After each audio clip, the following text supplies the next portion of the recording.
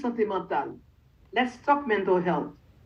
This channel is a forum to increase awareness of mental health for the Haitian-American community.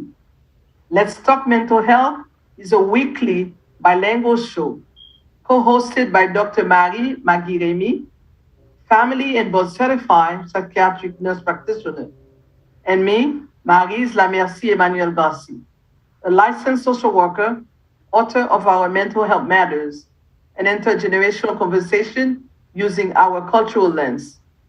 Different topics concerning mental health will be presented in Creole and English. All are welcome for lively and educational discussions. Stay tuned and spread the words with your friends and family. Remember, your thoughts are your actions. Pale Sante Mantal, c'est un forum pour sensibiliser communauté Ayisyano-Ameriken sous cause santé mentale. Comme nous connaissons dans la culture, nous, ce n'est pas une cause nous trop aimer parler. Mais nous, moi-même, Dr. Maggie Remy, c'est un infimyè avancé dans les affaires santé famille et santé mentale, ensemble avec Maryse, un social worker qui a plus que 20 années dans le domaine ça, jugé important pour nous parler causer ça à la communauté.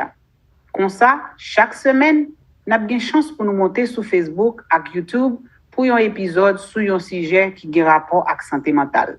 Yon dit l'autre, gagne parole là. Remez page là, abonnez et partagez page là. Pas oublier, j'en pense, c'est qu'on soit agi.